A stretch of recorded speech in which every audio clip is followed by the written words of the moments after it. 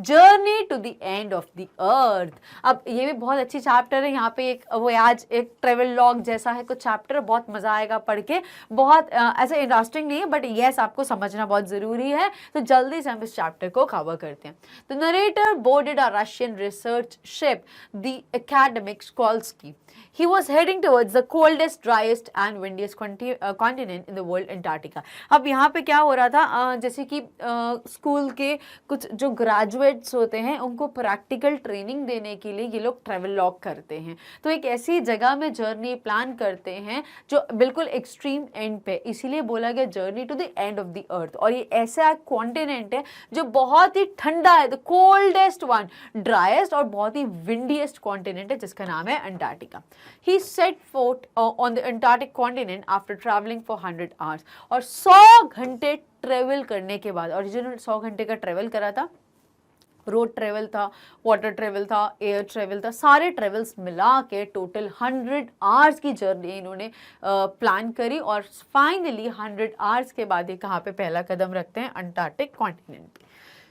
650 million years ago, a giant supercontinent Gondwana did exist। अब यहाँ पे बात हो रही है कि ये जो अंटार्कटिक कॉन्टिनेंट है ये 650 मिलियन ईयर्स अगो पहले गोंडवाना नाम से जाना जाता था, इंडिया का पार्ट था। ग्लोबल वार्मिंग की वजह से ग्लेशियर्स मेल्ट हो गए तो चीज़ें पूरी, इनका जो पोजीशन था वो अप हो गया। तो ये एग्जैक्टली सिचुएशन हुई थी। 650 million years ago a giant super continent Gondwana did exist, जो अब ये हमारा अंटार्कटिक बन गया है और ये खत्म हो गया है। India and Antarctica were parts of the same land mass Gondwana. और ये जो लैंड मास था, जो लैंड एरिया था गोंडवाना का, वहाँ पे इंडिया और अंटार्कटिका दोनों मीट होते थे। So India and Antarctica were parts of the same land mass Gondwana. Gondwana thrive for 500 million years, और 500 मिलियन ईयर्स से स्ट्रगल कर रहे हैं अपनी एग्जिस्टेंस को बचाने के लिए, बट फाइनली नहीं हो पाया। Gondwana had a warm climate and a huge variety of flora and fauna.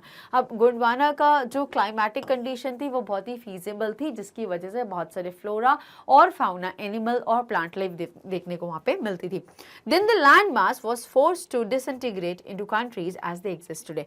और फिर क्या हुआ, लैंड मास को फोर्स किया गया कि डिसइंटीग्रेट, मतलब उसको हमने डिवाइड कर दिया और इंडिया अलग हो गया और अंटार्कटिका अलग हो गया, जो एक टाइम पे कॉमन लैंड मास शेयर करते थे गोंडवाना के नाम से। So then the land mass was forced to disintegrate into countries as they exist today, जैसा आज इंडिया अलग है, अंटार्कटिका अलग है। India was pushed towards north, South America drifted off to join North America। अब यहाँ पे इंडिया को पुश कर दिया गया कहाँ पे, टुवर्ड्स द नॉर्थ, नॉर्थ की तरफ इंडिया को ऊपर भेज दिया गया, और यहाँ नीचे की तरफ हमारे कॉन्टिनेंट्स आ गए। और जो साउथ अमेरिका था that drifted off to join North America. अब ये साउथ अमेरिका को थोड़ा ड्रिफ्ट कर दिया गया और उसने नॉर्थ अमेरिका के साथ अटैच हो गया। So this was about Gondwana कैसे हुआ और अंटार्कटिक ओशन कैसे फॉर्म हुआ। The Drake passage was opened up to create a cold circumpolar current। अब एक ड्रेक पैसेज ऐसा ओपन किया गया था क्या करने के लिए, to create a cold circumpolar current. अब ऐसा अगर नहीं करते तो कैसे चीजें फ्लो हो पाती, मूव हो पाती। It kept Antarctica frigid, desolate and at the bottom of the world. और जिसकी वजह से इसने क्या करा, अंटार्कटिका को होल्ड करके रखा, फ्रिजिड बनाया, डिसोलेट करा, और at the bottom of the world, अगर हम कॉन्टिनेंट्स देखें तो अभी bottom of the world map में देखना, ठीक है, of course. So we lose all earthly sense of perspective and time there. अब वहां पे जितनी भी हमारी we have lost all of, जितनी भी अर्थली सेंस थी, पर्सपेक्टिव की और टाइम दे, वहां पे सब गुम हो गए। Days go on and on in 24 hours austral light. अब दिन पर दिन बीतते गए और क्या हुआ, on in 24 hour austral light में दिन बीतते गए, मतलब एक एक दिन की पूरी साइकिल ऐसे बीतते जा रही थी। Antarctica has never sustain an human population. अब अंटार्कटिका इतना ज्यादा ठंडा था कि हार्डली वहां पे कुछ ही चीजें एग्जिस्ट कर पाती थी, कुछ वहां पे फाउना देखने को मिलते थे और फ्लोरा तो बहुत ही ना बराबर, बिकॉज इतना ठंडा, इतना कोल्डेस्ट कॉन्टिनेंट था कि वहां पे लाइफ एग्जिस्टेंस पॉसिबल नहीं थी। Antarctica has never sustain a human population. If we went to study and examine the earth's past, present and future, Antarctica is the right place to go. और यहाँ पर क्या बोला गया, अगर आपको स्टडी करनी है, एग्जामिन करना है कि अर्थ का पास्ट क्या था, प्रेजेंट क्या है और फ्यूचर क्या होगा। So best place is Antarctica, वहाँ पे जाइए और वहाँ पे तीनों चीज, because Antarctica is a best example कि पास्ट में कैसे गोंडवाना था और प्रेजेंट में क्या कंडीशन है, और इसका फ्यूचर भी बहुत अच्छे से हमें समझ में आता है कि वहाँ पे लाइफ बिल्कुल जीरो हो जाएगी, जो चीज़ें एग्जिस्ट करें वो भी एक्सटिंक्शन के वर्ज पर है।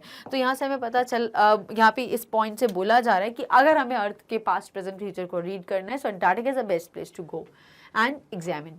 Study on Ice program of Geoff Green aims at taking high school students to the end of the world. अब ये एक मिशन था जो वो एक स्टूडेंट्स की स्कॉल्स की उन्होंने सेट करी थी। तो वो एक मिशन था जिसमें वो स्टूडेंट ऑन आइस, जिस मिशन का नाम था स्टूडेंट्स ऑन आइस, इसमें सारे यंग ग्रेजुएट्स को लेके जाते हैं और ये प्रोग्राम को हेड करे थे Geoff Green's.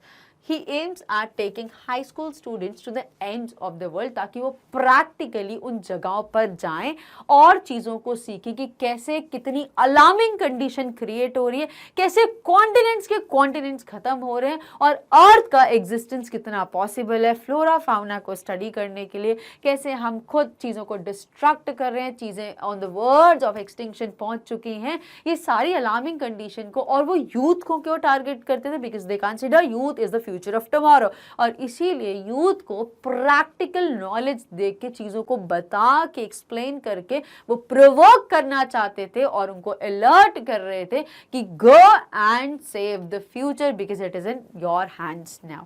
So the programme helps them to develop a new understanding and respect for our planet. Antarctica is the perfect place to study how little climatic changes can have a big repercussions. अब यहाँ पे जो programme था ये help करता है इन young graduates को to develop a new understanding and respect for our mother planet. Antarctica एक परफेक्ट प्लेस है टू स्टडी हाउ लिटिल, अगर हम थोड़ा भी क्लाइमेट में चेंज करते तो कितना थोड़े थोड़े चेंज जो मिलते जाते एक्यूमुलेट होते तो कितना मेजर डिस्ट्रक्शन करते हैं. ये अंटार्कटिका बेस्ट एग्जाम्पल है समझने के लिए.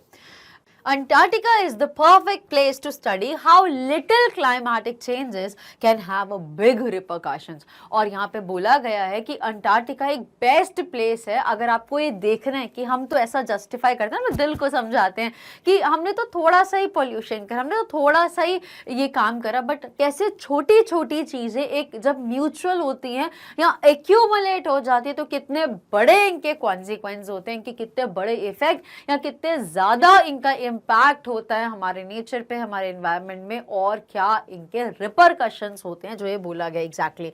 सो Antarctica is a perfect place to study, कि अगर आपको ये कभी समझना हो कि कैसे आपके थोड़े थोड़े से छोटे छोटे से कॉन्ट्रीब्यूशंस कितना ड्रास्टिक या मेजर चेंज कर रहे हैं हमारे ग्लोब में, तो बेस्ट प्लेस इज अंटार्कटिका. और इसीलिए ये जो मिशन था स्टडी ऑन आइस प्रोग्राम, ये हेड किया जाता था ऐसे एंड्स ऑफ द वर्ल्ड में जहां पर देख के बच्चों को समझ में आ पाए कि और वो अलर्ट हो जाएं और आगे से वो चीजों को ध्यान रख के करें.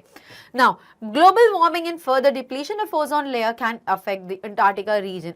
और क्या क्या मेजर सबसे ज्यादा जो फ्रीक्वेंट और प्रिवेल कर रहा है दैट इज ग्लोबल वार्मिंग, जिसकी वजह से ग्लेशियर मेल्ट हो रहे हैं और उनका एग्जिस्टेंस खत्म हो रहा है. And further depletion of ozone layer they can affect the Antarctica reason.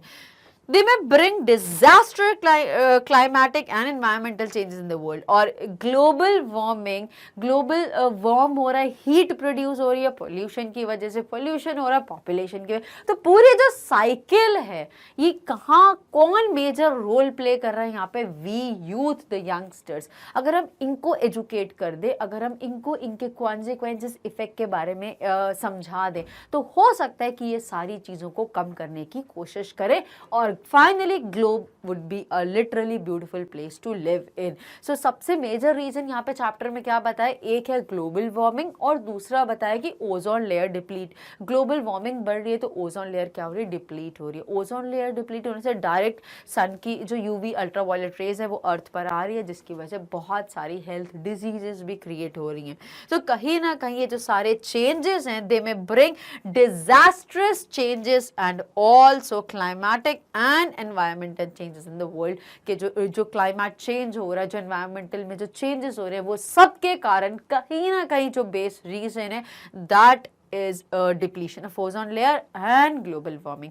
तो ये चैप्टर से हमें ये बताया गया है कि what are the causes and effect of destruction which is caused by we humans to the mother nature, और कैसे youngsters या youth एक बहुत crucial और बहुत important role play करते हैं कि इन सारी चीज़ों को हम overcome कर सकते हैं। और इसीलिए जो मिशन था स्टूडेंट्स ऑन आइज, इसके मीडियम से सब यंगस्टर्स को, यूथ को प्रोवोक करना चाहते हैं और लिटरेट करना चाहते हैं about the small contributions of human in making और in bringing the disastrous change जो क्लाइमेटिक भी हैं और जो एनवायरमेंटल में भी देखने को मिल रहे हैं। So with this we end with this chapter, Journey to the End of the Earth.